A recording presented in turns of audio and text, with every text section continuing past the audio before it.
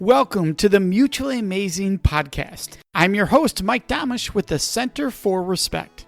The episode you're about to listen to was recorded when this show used to be called the Respect Podcast, so you might hear that mentioned during this episode. Well, let's get to the show. This week, we've got a very special guest, also a friend of mine. I love having friends on the show. That is Bruce Turkel. He's a brand builder, keynote speaker, TV commentator, and author. If you watch any business news on cable, you've probably seen him, whether it was MSNBC or CNNI or Fox News in the past, you've seen this guy. I've gotten to know him, and I realize he sees things others of us just don't see, and that's one of the cool things about getting to talk with Bruce. So Bruce, thank you for joining us. Thanks for inviting me, Mike. You're right. It's fun to do this with friends. Absolutely. And you and I are going to get into a decision you made recently and publicly via a blog. It's really powerful.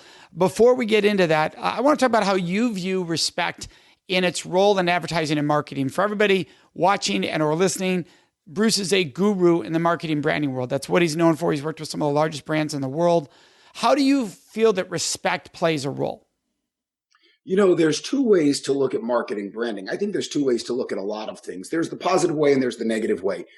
And you hear people talk about the negative way, that advertisers and marketers try to convince people to buy things they don't want, don't need, and can't afford. And that's certainly the negative way of doing it.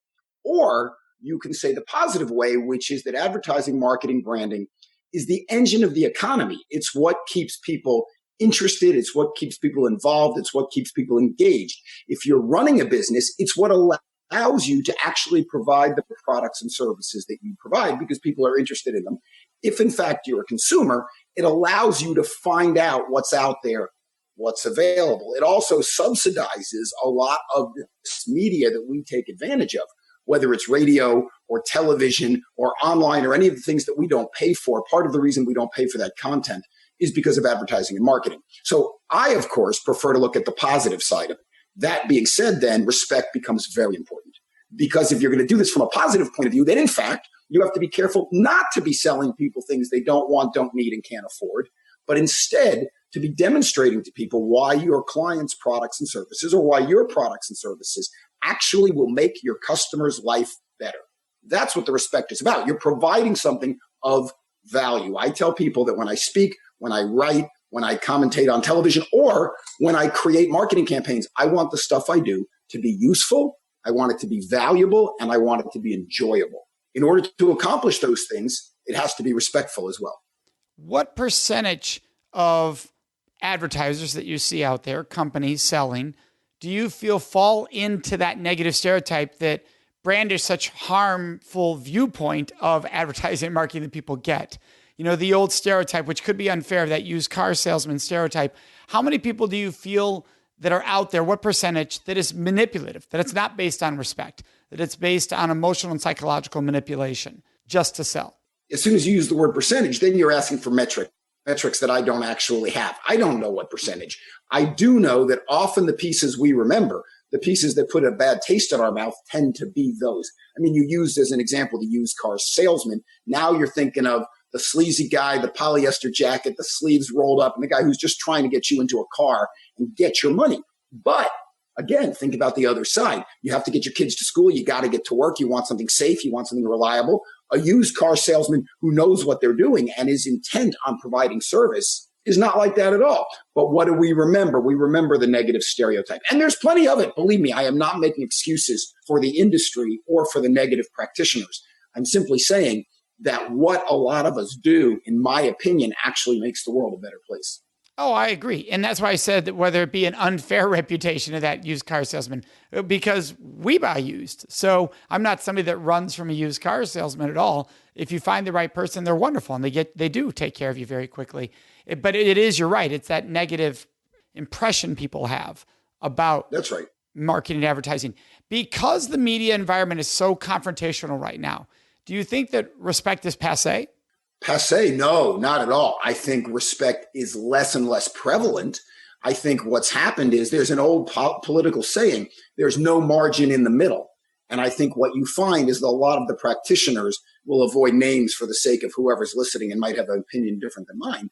A lot of the practitioners are using the basest, most brutal forms of communication because they're always easier, cheaper to use, and they always hit hard. I mean, getting hit with a bat is a pretty low-level communication receipt, right? If I want to convince you of something, I could try to convince you. I can quote the masters. I can give you good information, or I can hit you with a bat and say, if you don't believe me, I'm going to hit you again.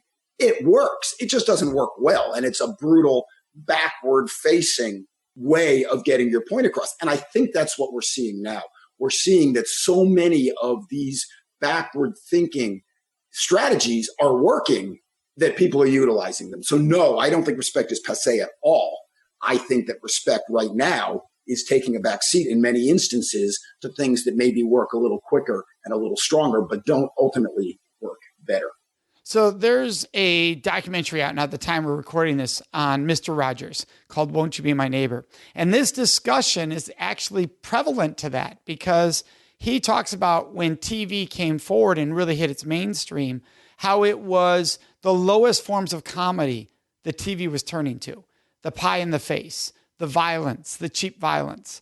And he was so offended that why would such a wonderful tool, why would be a wonderful medium be used at the lowest common denominator to spread these messages? And that's sort of what you're saying right now is that there's so much of that lowest level being used that it's overwhelming. And so the question became in the documentary is, can there be a place? How do you get back to that place where respect can be at the forefront, where you can think on a higher intellectual level in the advertising? What do you think it would take for marketing advertising to have that paradigm shift, to go to a place that's really built on respect, a dignity for the consumer, for people watching?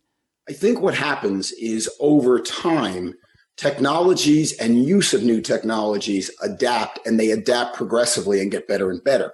So when movie cameras were first created, the silent movies, all they did was record plays, because plays were the way, theater was the way you presented a story.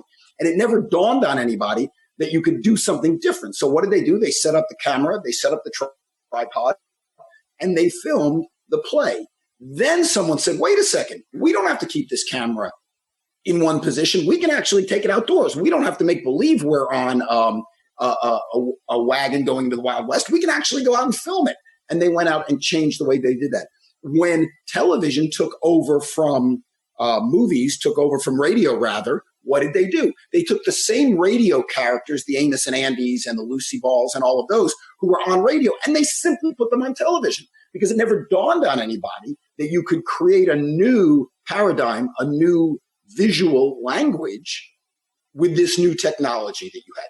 And what we're seeing now, because of where the internet has gone, is that people are saying, okay, I have this new technology. I can go on a Facebook, I can go on a LinkedIn, and I can change people's opinions. And same thing that marketing and advertising has always tried to do. And what do? They use the old tools and techniques. But over time, what happens is those things fall by the wayside as people start to see different ways of utilizing the tools. Now, remember, there's an old saying in marketing: does marketing take its cues from popular culture, or does popular culture take its cues from marketing? Meaning, if you see somebody wearing an outfit on television that you like, do you go out and buy it? You took your cue from popular culture. Or are the people who are putting out popular culture walking on the streets and saying, oh, I like what that guy's got on, and then moving it into popular culture? And my answer is, it doesn't really matter. As I see it, it's a back and forth. It's a constant give and take. So if what's going on in popular culture is of a lesser respectful nature, less of a regard for people's individual rights, people's individual space, however you choose to define it, then you're going to see that reflected in popular culture. And then, of course, the actual culture builds on popular culture and vice versa. As you see respect returning to the mainstream, you will also see it happen more and more in marketing materials. It's a constantly moving, constantly self-perpetuating, self-feeding process. And what do you think it's going to take for respect to come to the forefront in either one, so that cycle you mentioned, if it comes to the forefront in society, then marketing will follow? Or if marketing leads, what do you think it's going to take for that to happen? Leadership, people standing up and saying, this is the way things go. I mean, if you think about respect, if you think about respectful behavior throughout history, you can find certain benchmarks in history based on people, based on leadership. And whether it's religious leadership or political leadership or business leadership or technology leadership or medical leadership, irrelevant. You can find the different signposts rather, where respect, concern for the other became the way you get things done. Conversely, you can also find times in history where the opposite was true. And you can see where those trains were driven, to completely mix my metaphors. And if you think about the statues in a park, you never see a statue with a group of people pointing in any direction. In fact, the only statue I can think of with a group of people is the flag raising at Iwo Jima, where all the GIs, the Marines rather, are putting the flag up. Every other statue is one person, tends to be male, but that's because of the way history was written, right? But one person on a horse with the sword pointing, because it's these leaders that show us the right way to proceed, the right way to move forward, and the right way to behave. Unfortunately, it's also leaders who drag us backwards and show us that the other works as well. Yeah, my wife was driving by a billboard this weekend and stopped and took a picture because the billboard, and I'm paraphrasing, was a simple statement, but powerful, something along the lines of, who I love should not be able to get me fired. That was the whole billboard. And you thought, wow, that's an important discussion. We obviously, and the line of work I do, we believe strongly in that, respect and dignity for all. But you don't see a lot of billboards like that. And if you do, it tends to be, as far as from a moral or civil comment, it tends to be of a religious organization. Well, remember that for a billboard to be there, someone had to pay for it. Right. And so in order for it to be paid for, it has to be an institutional viewpoint, because you're not going to pay for it. A billboard costs between $3,000, $10,000, $20,000, $30,000 a month. You have those good feelings that who you love should not get you fired. But are you willing to reach into your bank account and buy that sign? You're probably not. So most opinions that you see in popular marketing tend to be institutional. Businesses, governments, associations, religious institutions, and so on and so forth, because they're able to put their money where their mouth is. They're able to go out to their constituents and say, we are going to promote this viewpoint. What's changed in today's society is social media. Social media has completely democratized communication and completely democratized information and completely democratized the individual's ability to go out and make a message. So one person can go out and say something on social media that we never could do before. This broadcast that you and I are doing is a perfect example. Neither one of us is investing the kind of money that billboards would cost to get our opinions out there. And so what you're going to see is more and more popular speech become more and more widely disseminated. Of course, when that happens, you're talking about non-sophisticated marketers who don't understand how to use marketing tools yet. And they're out there screaming into the chasm and hoping they hear something back other than their echo. And what gets somebody to scream back the quickest?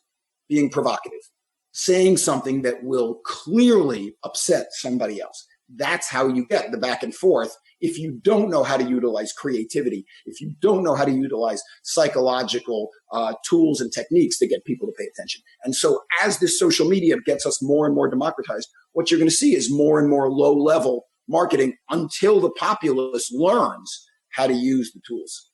Who do you feel is a good example of somebody that is leading from a moral conviction and getting messaging out there? I can think of one that for the past decade, it was the Dove campaign. And the Dove campaign had the women in underwear and saying all shapes and sizes, that everybody is of value, that we should be able to love your body. And actually, I know Stacy, one of the original women in that campaign, as a friend and a fellow speaker, an NSA member.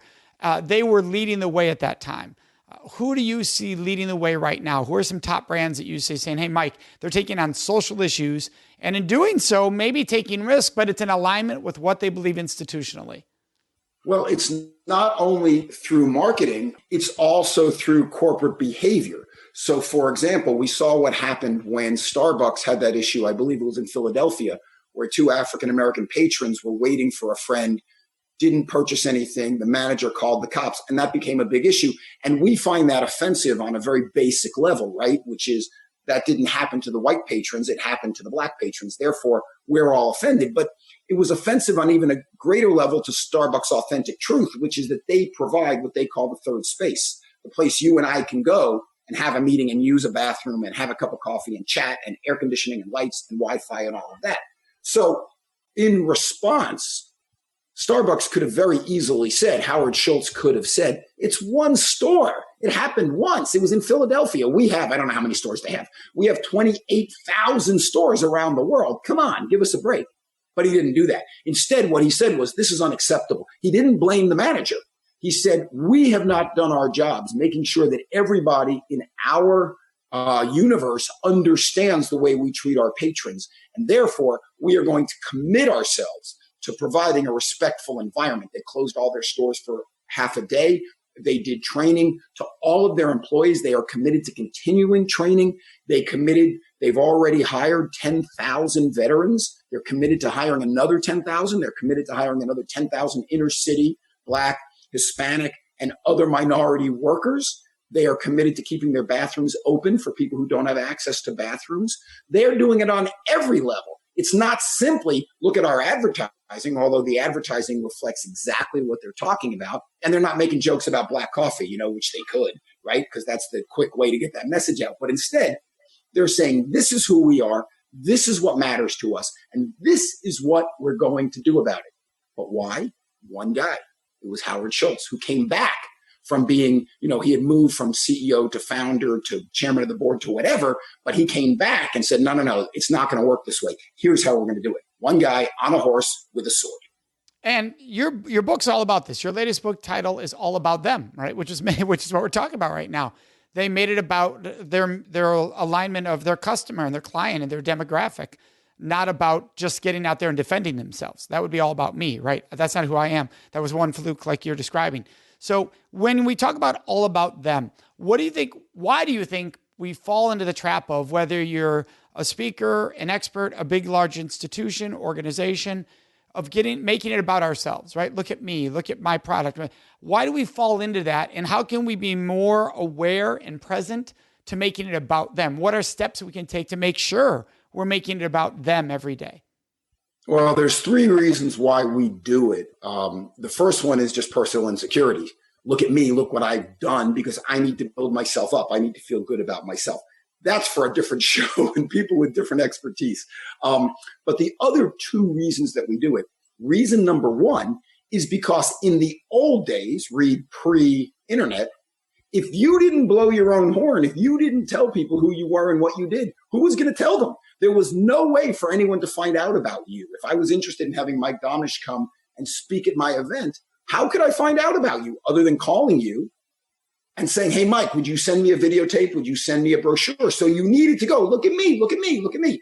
But today, before I call you on the phone, I know everything I want to know about you. And the key is that I want to know, because some people go to your website, go to YouTube, look things up, go to Google. They're what we call the belt and suspender people, right? They wear both because they want every detail. Other people don't care that much. They don't bother. But you being out there yelling, look at me, look at me, look at me, look at me, is a fool's errand, because that information is available. I mean, we used to say, imagine if we each had a magical device that knew everything.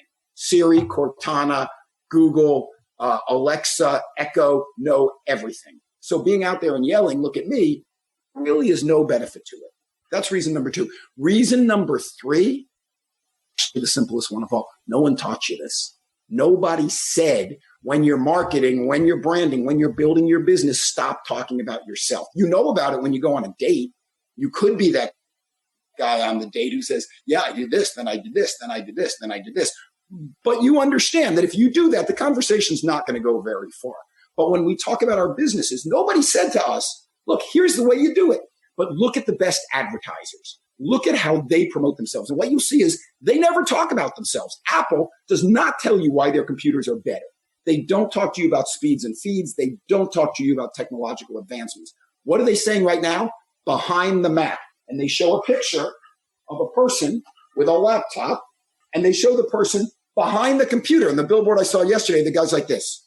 Now, you don't know what he's looking at. You don't know what this means. It could be, oh my God, I just declared bankruptcy. It could be, oh my God, look at my new granddaughter. You have no idea, but you have been in that position before.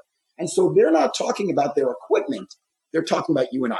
They're talking about the experience of being behind the Mac. When they had their campaign Think Different, they didn't say think different because we have a M17 megahertz processor. They talked about the people who have thought different in history. Joan of Arc, Leonardo da Vinci, Thomas Edison, Albert Einstein, and so on and so forth, Mahatma Gandhi, Martin Luther King, and why you can be like them, why Apple empowers you to do this. We see these messages all around us. We see the best companies, the best marketers do it. We just have never been told that's how you do it. Now you've been told. Well, I love that. And so you pick up the book and we can all learn that. And that becomes really important to talk about. So how does someone help people find, like you said, you can do anything to find anything you want about people.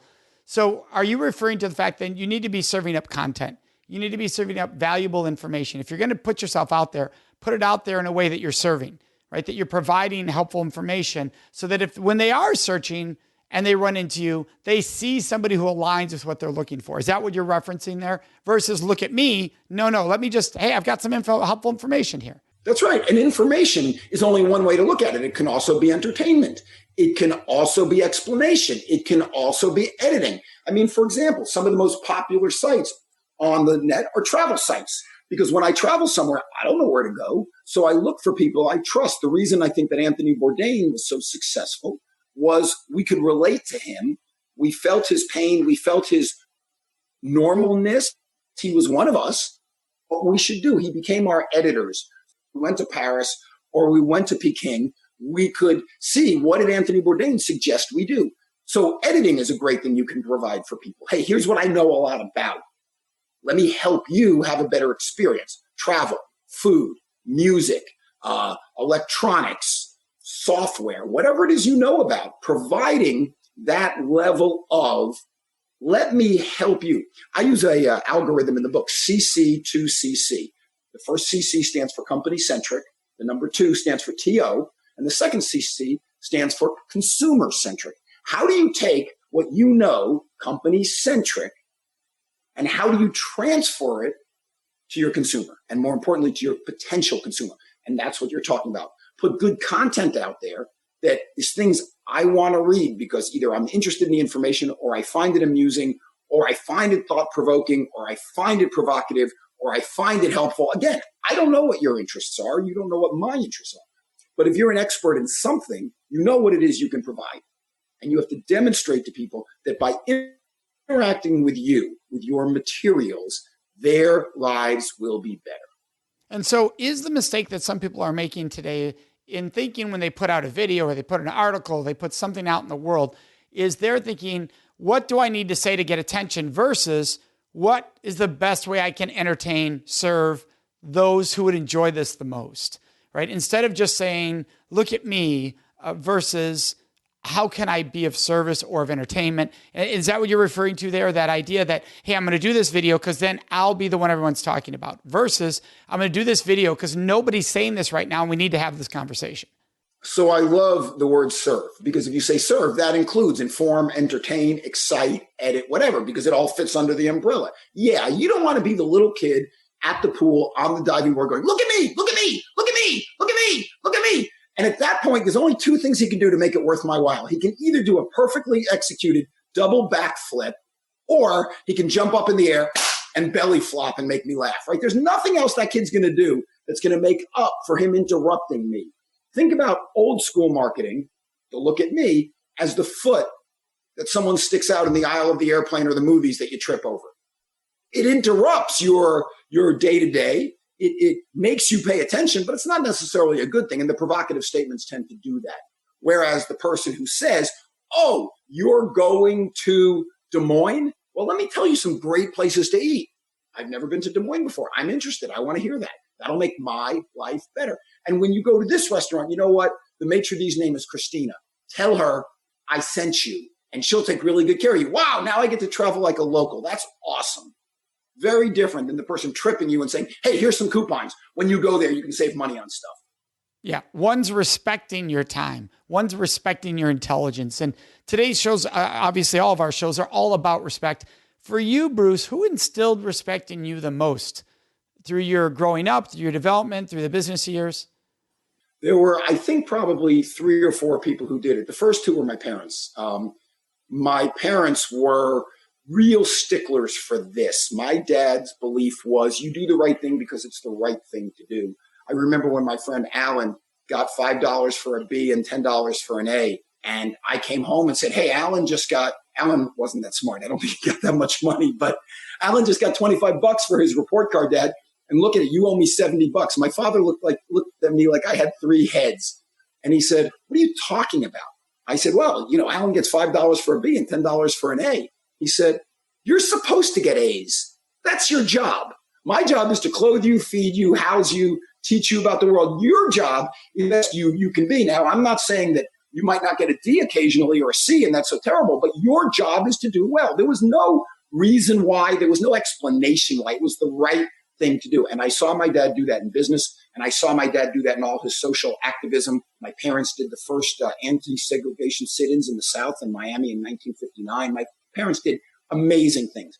My mother was just as upright, but also added an intellectual component where she wouldn't just say it's the right thing to do. She would give me 5 books that I had to go read that explained throughout history why these things mattered. And then when I was in the orchestra, my orchestra leader and crazy enough, my band leader, because I was a musician in school, both of the 2 of them really instilled this idea that music is this ideal that you strive for. And the reason you strive for it is because you have to respect everyone who's come before, the composers, the musicians, the audiences, and that if you get up and you don't do a good job, you're not only disrespecting yourself, but you're disrespecting this entire tradition of music, and you're disrespecting the people who are listening to you. They didn't say you had to be perfect. Hey, we were junior high school musicians. We weren't that good. But the point was, you're doing the best you can do because you respect yourself and you respect the people that you are producing this music for, and you respect everyone who's come before you and has laid the path. So we stand on the shoulders of giants, and that's how we become giants ourselves. And I think that is a clear indication of why respect matters. I love that. And you spoke of your mom giving you books to read, and I know you're a big reader. Obviously, your book is one that we will have a link to for everybody, all about them. You also told me about 2 other books that you're a big fan of, and that is Orbiting the Giant, I believe it is Hairball by Gordon MacKenzie. Orbiting the Giant Hairball, yep. Yep, and Designing Your Life by Burnett and Evans. Can you explain what about these 2 books you love? Well, let me, you brought up 3 points. So first of all, my mother and books. I had brunch with my mother yesterday. I left with 2 books. I need to read The Undoing Project and The Sense of an Ending. So That's my awesome. mother still does that to this day. Designing Your Life is sitting right on my desk. Designing Your Life is a great book. It simply talks about what is it you want out of life. It was a class in Stanford that has now become the most popular class at the university, and every student is required to take it. And they make you do something that I thought was fascinating. They make you write just a 30-minute, 1-pager, it's easy to do, a business plan. Here's where I think my business is going. Here's what I think I want to accomplish, and on and on and on. A couple pages later, they ask you to write a life plan. Here's what I want to accomplish in my life. Here's who I want to be. And then they say, okay, now put the 2 of them together. And do you find a sense of congruity between the 2? Does the business plan help you achieve what you want to do in life? Does the life plan help you decide what you want to do in business? Amazingly enough, I had never thought of that before. And my guess is the people listening are going, I never thought of that either. So that's why I like that book.